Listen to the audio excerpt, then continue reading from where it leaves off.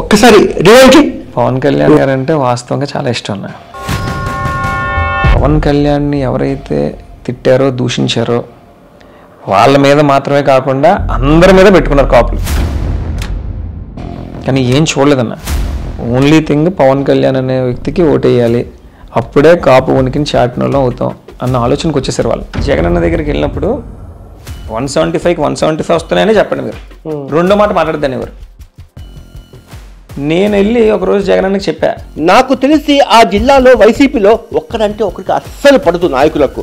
ఇప్పుడు ఇతనికి జక్కంపూడి గణేష్కి మార్గాని భరత్ మాజీ ఎంపీకి అస్సలు పడదు. మార్గాని అనే పేరుని పైన అధిష్టానం దగ్గర తీసుకెళ్ళినటువంటి వ్యక్తుల్లో ప్రప్రథముడు నేనే. రీల్ స్టార్, డ్రామా స్టార్, ఇంకోటి కష్టాన్ని హైజాక్ చేసుకుని హైజాకర్ 100 ఉన్నాయి అతని కోసం మాడుకోవాలంటే. ఏమి కష్టపడితే ఎంపీ అయినాడు. జక్కంపూడి గణేష్ సన్ ఆఫ్ దివంగత నేత జక్కంపూడి రామ్మోహన్ రావు, బ్రదర్ ఆఫ్ జక్కంపూడి రాజా. పదవి లేకున్నా ఉభయ గోదావరి జిల్లాలో యూత్ ఫాలోయింగ్ ఉన్న మాస్ లీడర్. జగన్ అంటే చచ్చంత ఇష్టం. ఎందుకో ఈ మధ్య దూరంగా ఉంటున్నారు. వై? రూట్ మార్చాడా, రివర్స్ గేర్ వేసాడా? ఈ ఇంటర్వ్యూ మొత్తం చూడండి, వెరీ ఇంట్రెస్టింగ్. గోదావరి జిల్లాలో ఇంత ఘోరంగా ఓడడానికి కారణం ఏంటి గణేష్? అధిష్టానం ఎలా ఉండేదంటే అన్న, అంటే నేను ఎవరి పేర్లు సంబోధించలేను కానీ, ఎందుకంటే ఇంకా ఆ పార్టీ మీద చాలా ఇంట్రెస్ట్ ఉన్నవాడిని కాబట్టి నేను చెప్పలేను. కానీ విషయం చెప్తున్నా మీకు. జగన్ అన్న దగ్గరికి వెళ్ళినప్పుడు 175కి 175 వస్తున్నాయని చెప్పండి మీరు, రెండో మాట మాట్లాడద్దని ఎవరు. నేను వెళ్ళి ఒకరోజు జగన్ అన్నకి చెప్పా, అన్న అందరూ ఇలాగే చెప్పమంటున్నారన్న మీకని. కాపులు అనేటటువంటి కులం ఏదైతే ఉందో రాజ్యాధికారాన్ని ఎప్పటికి సాధిస్తారో తెలియదు కానీ రాజ్యస్థాపనకి అయితే ఖచ్చితంగా వాళ్ళు ఎప్పుడు ఉంటూనే ఉండాలి. వాళ్ళు ఈ మ్యాక్సిమం పాపులేషన్ ఉంది కాబట్టి ఏ పార్టీకి అయితే వాళ్ళు మక్కువ చూపుతారో ఖచ్చితంగా అదే పార్టీ వస్తుంది. కాపుల్లో కూడా వ్యతిరేకత ఉందని చెప్పేసి నేను చాలాసార్లు చెప్పడం జరిగింది. గణేష్, ఇందాక మీరు ఒక మాట అన్నారు, కాపులు వైసీపీ అంటే వ్యతిరేకంగా ఉన్నారు అంటే 24 ఎన్నికలకు ముందు అని. మీరు ఆయనకు ఫీడ్బ్యాక్ ఇచ్చిన తర్వాత ఏంటి రెస్పాన్స్? కాపు కమ్యూనిటీ సంబంధించి ఐకానిక్ ఫేసెస్ అంటే మీ పార్టీలో ఉన్నారు. ఫర్ ఎగ్జాంపుల్ మీ ఫాదర్ పెద్ద ఐకానిక్ ఫేస్ జక్కంపూడి రామ్మోహన్ రావు గారు, మొత్తం కోస్తాను. ఎన్నికల ముందు జరిగింది ఏంటంటే అన్న, జరిగినటువంటి సంక్షేమాన్ని కానీ అభివృద్ధిని కానీ ప్రజలు గమనించలేదు, కేవలం ఎమోషనల్గా వెళ్ళారు. పవన్ కళ్యాణ్ని ఎవరైతే తిట్టారో దూషించారో వాళ్ళ మీద మాత్రమే కాకుండా అందరి మీద పెట్టుకున్నారు కాపులు. ఎట్టి పరిస్థితుల్లో పవన్ కళ్యాణ్ నిలబెట్టాలి ఈసారి, లేకపోతే మన ఉనికిని మనం చాటుకోలేం అన్న అభిప్రాయానికి వచ్చేసారన్న. దాని మీద వచ్చే ఎన్నికలు అలా ఉంటాయని నేను భావించట్లేదు. ఎందుకనంటే అన్న, దీనికి ఇంకో ఉదాహరణ, ఎలక్షన్ అయిపోయాక నేను ఒకరోజు వంగవీటి రాధన్నని కలిశాను. కలిస్తే ఆ రోజు రాధన్న నాతో క్లియర్గా అన్న మాట ఏంటంటే, 89 ఎన్నికల్లో రంగా గారి హత్య కేసు ఏదైతే ఉందో ఆ హత్య వల్ల కాపులందరూ కూడా కోపం తెచ్చుకున్నారు. కాపుల ఆగ్రహానికి ఆ రోజున తెలుగుదేశం పార్టీ బలైపోయింది.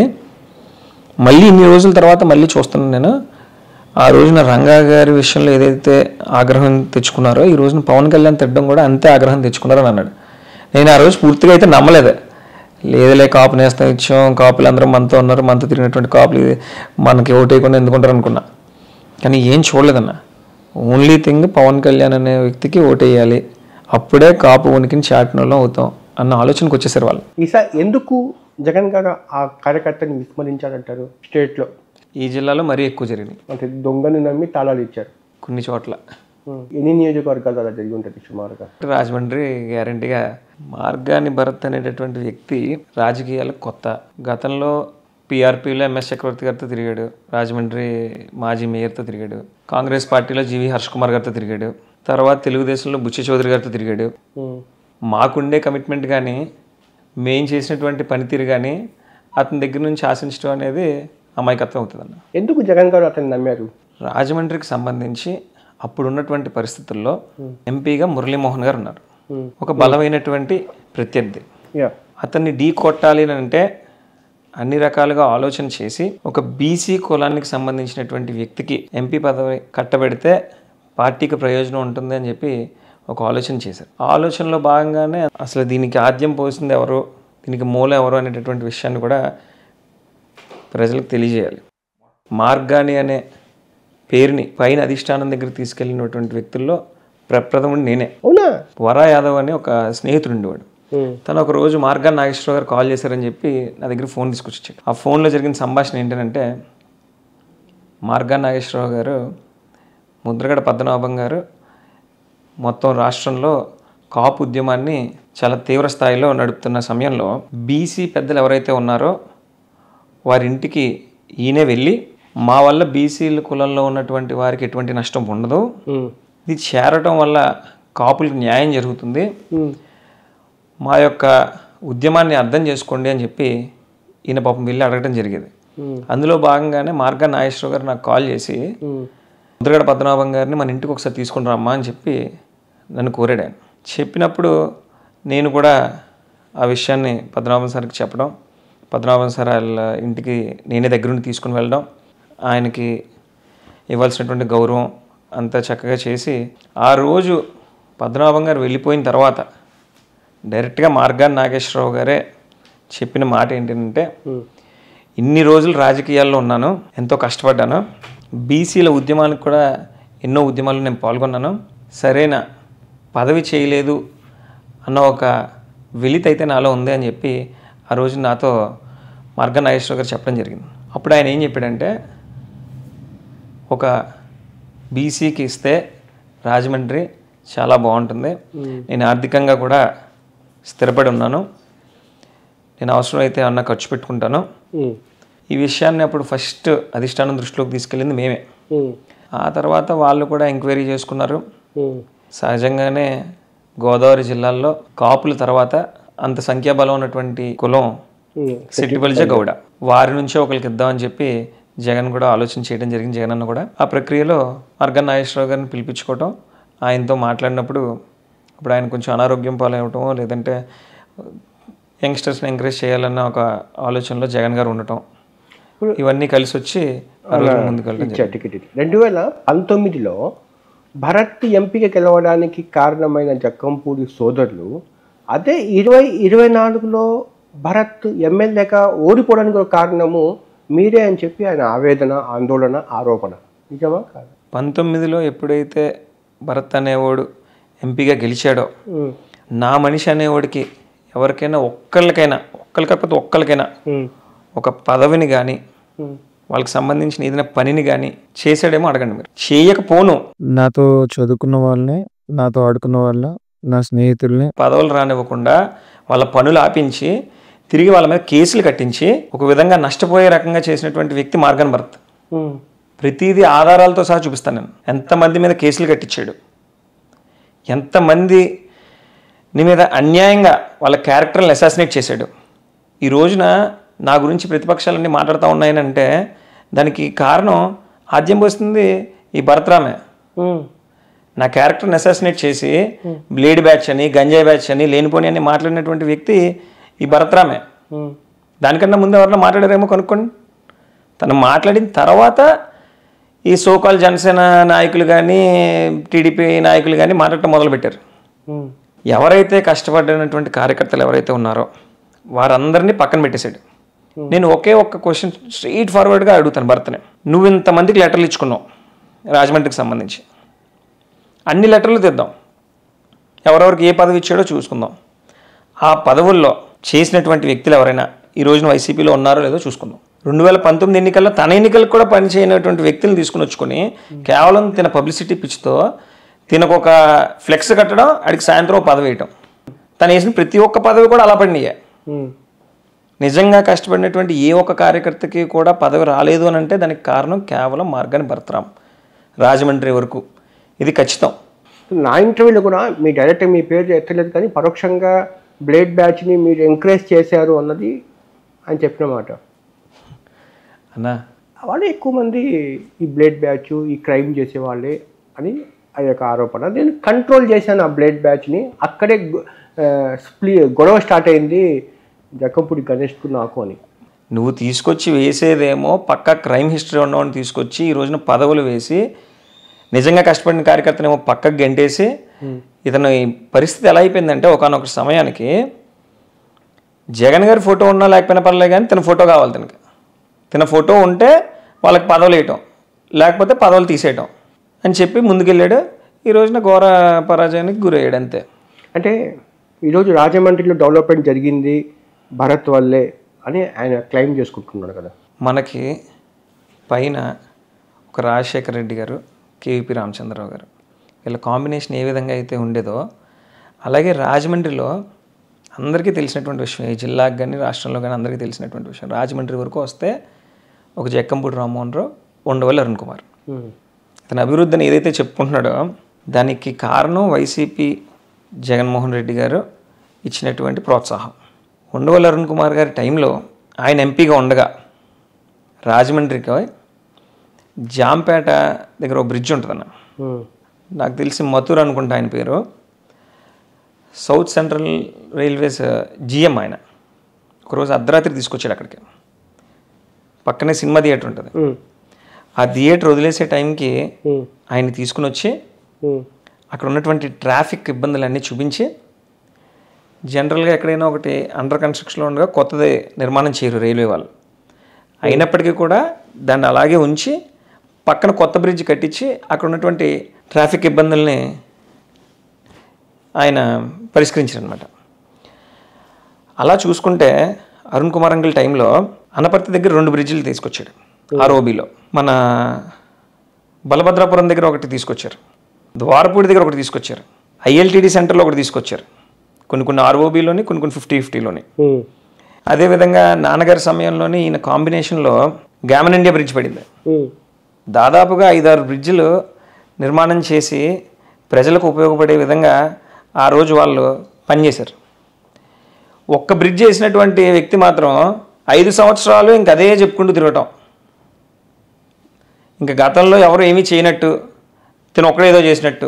నల్లా ఛానల్ అని ఇక్కడ అవుట్లెట్ ఉంటుందన్న, శాశ్వత పరిష్కారం తీసుకుని రావాలి అక్కడ ఉన్నటువంటి మురికి నీరుకి అని చెప్పి నల్లా ఛానల్ ఓపెన్ చేశారు. ఎప్పుడో అశోకుడి టైంలో చెరువులు తవ్వారు, చెట్లు నాటారు అనే విధంగా రాజమండ్రి సిటీ సెంటర్లో అతిపెద్ద చెరువు తవ్వించినటువంటి ఘనత జక్కంపూడి రామ్మోహన్ రావు గారికి, అరుణ్ కుమార్ గారికి, అప్పుడున్నటువంటి శాసనసభ్యుడు రౌచూరు ప్రకాష్ రావు గారికి ఇవ్వాలి.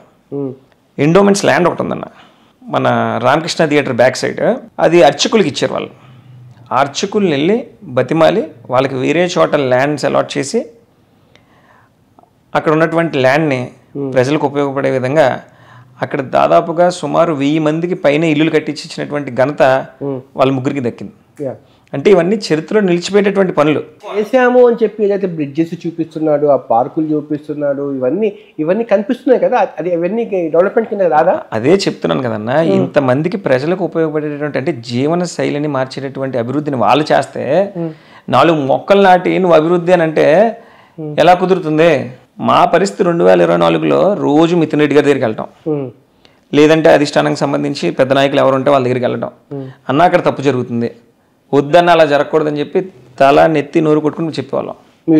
నేను పర్టికులర్గా నేను రోజు మితిన్ రెడ్డి గారికి అవే చెప్పేవాడిని. మితిన్ రెడ్డి గారికి నేను నచ్చింది ఏమన్నా ఉంటే అలా చెప్తున్నానని నచ్చింది కదా. ఆల్రెడీ మీరు ఇప్పుడు పార్టీ వీడిచ్చి వెళ్ళిపోతున్నారు టీడీపీలోకి లేదా జనసేనలోకి అని చెప్పి మార్గాని భారత్కి సంబంధించిన వ్యక్తులే ప్రచారం చేస్తూ ఉన్నారు. అది ఏమాత్రం నిజమో మీరు ఈ ఇంటర్వ్యూ క్లారిటీ ఇవ్వాలి. నిజంగా వెళ్ళాలా అనుకుంటారా లేదా? నాకు రాజశేఖర రెడ్డి గారు అంటే పిచ్చి ప్రాణం, ఒక దైవంలో కొలుస్తానండి. జగన్ అన్నతో పాటు అన్ని కష్టాల్లోనే పాల్పంచుకున్నాం. 27 మందిని అరెస్ట్ చేసి 4 రోజులు బెయిల్ రానివ్వకుండా ఆపేస్తే బయటకు వచ్చిన తర్వాత మళ్ళీ 45 రోజులు నగర బహిష్కరణ, అన్ని ఇబ్బందులు పడ్డాం మేము. అన్ని ఇక్కట్లను ఎదిరించి అది ఫైనల్గా 2019లో పార్టీ అధికారంలోకి వస్తే ఇటువంటి వ్యక్తులందరూ మొదలయ్యి నిజంగా కష్టపడినటువంటి కార్యకర్తలకు ఎవరికి గుర్తింపు లేకుండా చేస్తారు. ఫైనాన్షియల్గా ఎక్కడ బెనిఫిట్ కూడా రాలేదా ఈ 2019-24 మధ్య? ఏ సోర్స్ ఉంటే అది ఒక ఎమ్మెల్యేకి దీనివల్ల బెనిఫిట్ వస్తుంది అనేటటువంటి ఏ సోర్స్ ఉంటే ఆ సోర్స్లో రాజా పేరు చెప్పి గణేష్ అన్నవాడు వెళ్ళి పలానా వాళ్ళ దగ్గర ఏదైనా దౌర్జన్యం చేసో లేదంటే లంచం తీసుకున్నాడని ఒకటి నిరూపిస్తే ఏం చెప్తే అది చేయడానికి రెడీ అన్న. మిథున్ రెడ్డి ఏదైనా మీకు పర్సనల్గా బెనిఫిట్ చేశారా? ఏదైనా వేరే కాంటాక్ట్ పనులు మిథున్ అన్న చాలాసార్లు నాకు నీకేం కావాలంటే చేసి పెడతానని చెప్పారు. మిథున్ అన్న వరకు మిథున్ అన్న నాకు 1-2 సార్లు సాయం చేశారు. ఇప్పుడు రాజమండ్రిలో ఉంది, రాజమండ్రిలోనే మీరు జెండా నాటాలనుకుంటున్నాడు. ఆల్రెడీ రాజమండ్రిలో కచ్చి పెట్టుకుని కూర్చున్నారు మీ రాజకీయ ప్రత్యర్థి, ప్రియమైన ప్రత్యర్థి మార్గాని భరత్. ఇప్పుడు ఒక వరలో 2 కత్తులు ఎలా ఇమ్మడతాయి? కలుపుకెళ్ళడం రావాలన్నా. అంటే ఎవరైతే అసలు మిమ్మల్ని ఒక మాట అడుగుతాను చెప్పండి, ఇన్నిసార్లు ఇంటర్వ్యూల్లో కూడా ఓపెన్గా చెప్తున్నాడు, ఏంటేంటో మాట్లాడుతున్నాడు. నా మనిషి అనేవాడికి ఒక్కడికి కూడా నువ్వు పదవి వేయకుండా తిరిగి వాళ్ళకి అన్యాయం చేసావు. వాళ్ళ దగ్గరికి నువ్వు అన్యాయం చేసిన వాళ్ళ దగ్గరికి వెళ్ళి మళ్ళీ నువ్వు వెళ్ళి భర్తకు పనిచేయ నేను అడగగలనా? నాకు ఆ రైట్ ఉంటుందా? నాకు ఆ రైట్ కోల్పోయేలా చేసిందే నువ్వు. మళ్ళీ వచ్చి నేనేదో చేయలేదు అంటే ఎవరు చేస్తారు? అది మినిమం కామన్ సెన్స్ అన్న. రాజమండ్రిలో జక్కంపూడి ఫ్యామిలీ ఉంది, వెళ్ళి వాళ్ళని కలుపుకొని వెళ్తేనే మన ఎలక్షన్కి వెళ్ళగలం, ఎలక్షన్లో గెలవడానికి మంచి అవకాశాలు ఉంటాయి అనుకున్నది మినిమం కామన్ సెన్స్. ఈ రోజైనా ఒకటన్నా ఖచ్చితంగా రాజకీయంగా ఎప్పుడూ ఎవరో ఒక ప్రత్యర్థి ఉంటాడు. ఒకనొక టైంలో మాకును హర్ష్ కుమార్ గారి పిల్లలకి పడేది కాదు. తర్వాత కొన్ని రోజులు రౌత్ సూర్యప్రకాష్ రావు గారికి మాకు చాలా వైరం నడిచింది. తర్వాత ఇప్పుడు మార్గన్ భరత్, తర్వాత ఇంకోళ్ళు ఎవరో ఒకరు రావచ్చు. అలాగే తనకు కూడా మేము కాకపోతే వేరే ఎవరో ఒకరు సబ్స్టిట్యూట్ అవుతూనే ఉంటారు. ఇంక రాజకీయంగా లాస్ట్ మినిట్ వరకు ఎవరో ఒకళ్ళు అవుతానే ఉంటారు. ఏం చెప్పి అతను కూడా అంటాడు కదా, నేను రాజకీయాలు ఏం సంపాదించుకోలేదు, పోగొట్టుకున్నాను నేను అంటాడు మార్గన్ భరత్. ఇంకా నీ గురించి మాట్లాడాల్సి వస్తే ఆవు భూముల దగ్గర నుంచి మొదలు పెడితే బోల్డ్ ప్రచారాలు జరిగినాయి.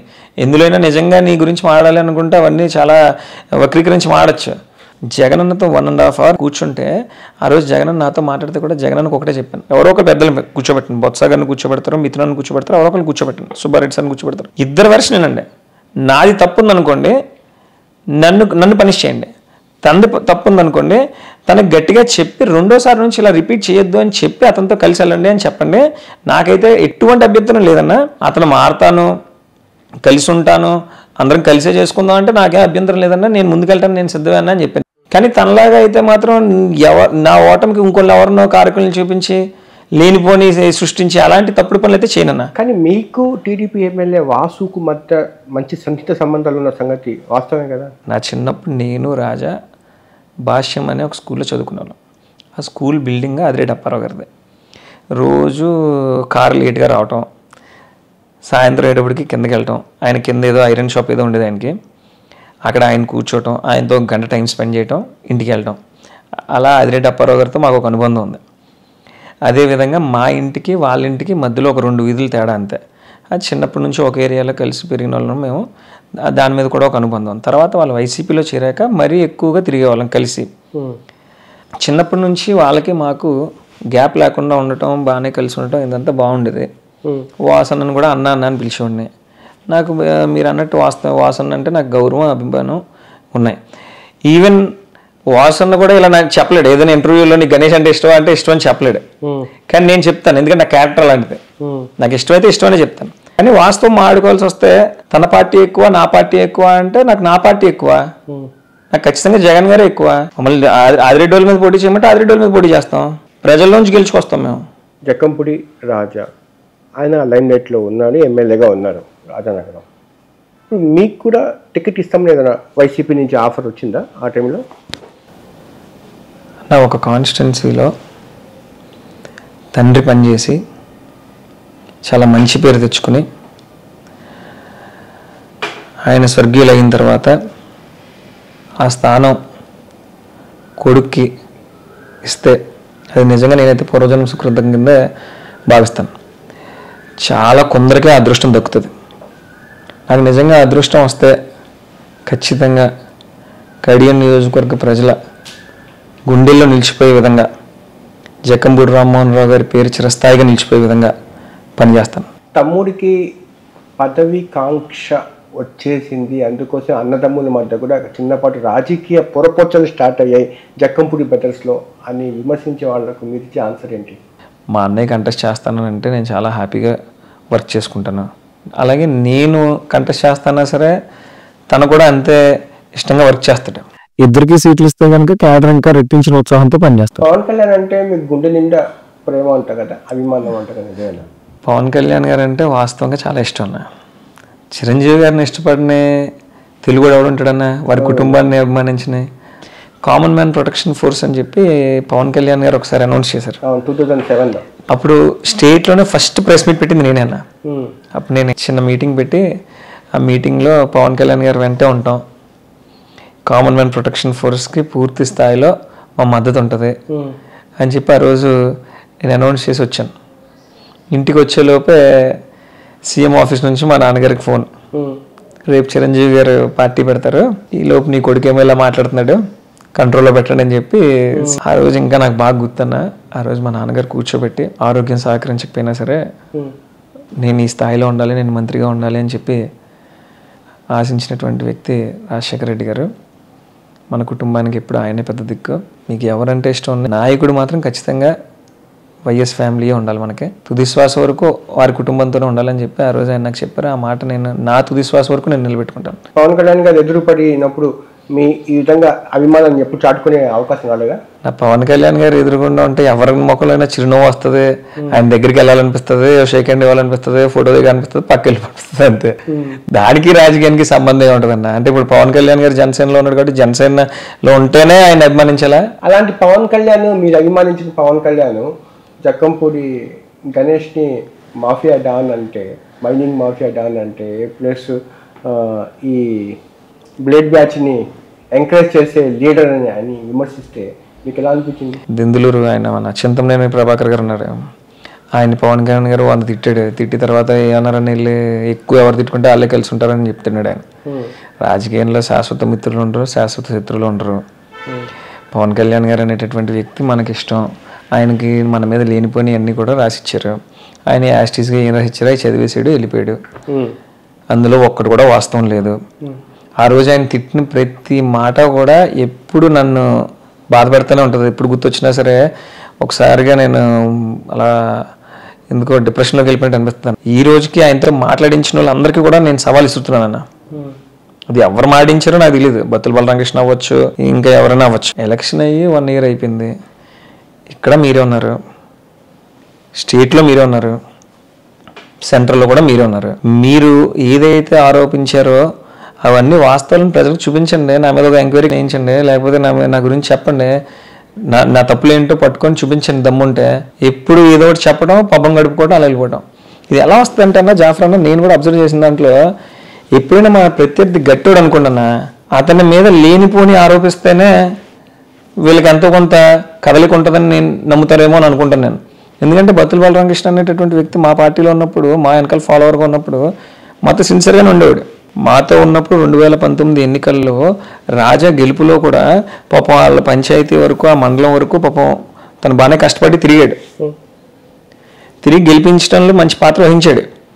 కానీ ఎప్పుడైతే సహజంగానే డబ్బు ఉండి పదవి మీద కాంక్ష పెరుగుతుందో ఆటోమేటిక్గా మనిషి మారుతారు. అతను ఎప్పుడైతే జనసేనలోకి వెళ్ళాడో అక్కడ నుంచి ఇంకా మనల్ని నోటికి వచ్చినట్టు తిట్టడం.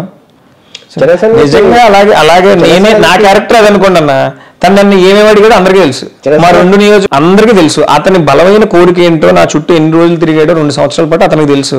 అతనికి అవన్నీ తెలుసు కాబట్టి ఈ రోజుకి ఎలక్షన్ వరకు వాడుకున్నాడు. కానీ ఎలక్షన్ తర్వాత మన గురించి తప్పుగా మాట్లాడటానికి ధైర్యం చేయలేదు. తన మనస్సాక్షి ఒప్పుకోలేదని నేను అనుకుంటున్నాను. ఈ రోజుకి కనపడితే చాలా గౌరవంగా మాట్లాడతాను, నేను గౌరవంగా మాట్లాడతాను. కానీ ఎక్కువగా డ్యామేజ్ మీకు మీ రాజకీయ ప్రత్యర్థులు చేశారా, లేకపోతే మీ పార్టీలో ఉండే వాళ్ళు చేశారా? మా పార్టీ చేశాడన్న. నేను 100% చెప్పగలను. బాధ పెట్టింది అయితే మాత్రం ఎక్కువ శాతం మార్గాన్ని భర్తరామే. నాతో ఎవరైతే చదువుకున్నారో, నాతో ఎవరైతే ఆడుకున్నారో వాళ్ళందరినీ కూడా వైసీపీ కార్యకర్తలుగా మార్చాను నేను. అలా ఒక సైన్యాన్ని తయారు చేసాం మనం. వాళ్ళ జోలికి వచ్చినప్పుడు నా మనసు అంగీకరించదన్న.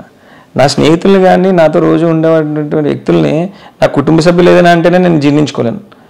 అటువంటిది భరత్ అనేవాడు వచ్చి వాళ్ళకి తిరిగి ఎంత అన్యాయం చేయాలో అంత అన్యాయం చేసినా సరే నేను తట్టుకున్నాను అని అంటే ఆ క్షణం కేవలం మిథున్ రెడ్డి గారి మాటల వల్ల. ఎప్పటికప్పుడు మిథున్ రెడ్డి గారు కూర్చోబెట్టి, గణేష్ నేను ఉన్నాను, ఒక్కరోజు ఆలస్యం అవుతుంది అంతే, ఇక నేను చేస్తాను. నేను ఒక్కనే అన్నానని కాదన్నా, అధిష్టానం కూడా అందరూ నా దగ్గర ఏం మాట్లాడారో వాళ్ళ మనస్సాక్షులు తెలుసు. భర్త అనేవాడి కోసం రీల్ స్టార్ ఇంత చేసి ఇంత చూపించుకోవడం, రీల్ స్టార్, డ్రామా స్టార్, ఇంకోటి కష్టాన్ని హైజాక్ చేసుకునే హైజాకర్ 100 అతని కోసం మాడుకోవాలంటే. మేము కష్టపడితే ఎంపీ అయినాడు, హీరో కదా, యాక్టర్ కదా. ఏ సినిమా తీసాడు కూడా అందరికీ తెలియాలి కదన్నా. ఏదో ఒక సినిమా తీసాడు, దానికి మళ్ళీ చీఫ్ గెస్ట్ కూడా దాని ఆడియో రిలీజ్కి బుచ్చే చౌదరి గారే. ఆ రోజు బుచ్చే చౌదరి గారి కోసం మాట్లాడిన ప్రతి ఒక్క మాట తీయండి, తెలుస్తుంది మీకు ఏం మాట్లాడాడు. బుచ్చే చౌదరి గారి ప్రాణం అని చెప్పాడు. ఈ రోజు ఏమైపోయింది నా ప్రాణం? మేమైతే ఈ రోజు ఎవరిని పొగలేదు. ఎవరి గురించి మాట్లాడినా పాజిటివ్గా మాట్లాడతామో తప్ప అందరం ఎక్కించి ఎవరి గురించి మాట్లాడినా తగ్గించి మాట్లాడుకున్నా. ఎట్టి పరిస్థితుల్లోని జగన్మోహన్ రెడ్డి గారిని వీడతానన్నది మాత్రం అవాస్తవం. అది మాత్రం జరగదు. ఈ 1 year పాలన మీద ఏంటి ఒపీనియన్ మీద? ఈ 1 yearలో ఎక్కడా కూడా ఒక్క సంక్షేమ పథకం కూడా అందలేదు. రోజు రోజుకి దాడులు విపరీతంగా చేస్తున్నారు, కేసులు అన్యాయంగా కడుతున్నారు. ఇది చిన్న పిల్లడు అడిగినా చెప్తారు. కానీ ఒకటండి, ఇప్పుడు రాజు మెచ్చిందే రంభ అంటారు. ఇప్పుడు జగన్మోహన్ రెడ్డి గారు మెచ్చారు ఆయన్ని, మీరు నచ్చలేదు, ఆయన నచ్చారు, అందుకోసం ఆయన ప్రమోట్ చేసుకుంటున్నారు. ఇప్పుడు మీకుండే ఆప్షన్స్ రెండే, భరత్ని కలుపుకుని పోవడమా, అది భరత్ కలిసిపోవడమా, లేకపోతే దూరంగా ఉండవా పాలిటిక్స్? నాయకుడి దగ్గర 2 రకాలు ఉంటారు. ఒకటి సిన్సియర్గా పనిచేస్తాడు, నాయకుడు బాగుంటే చాలు మనం బాగుంటాం అనుకునేటటువంటి వ్యక్తులు.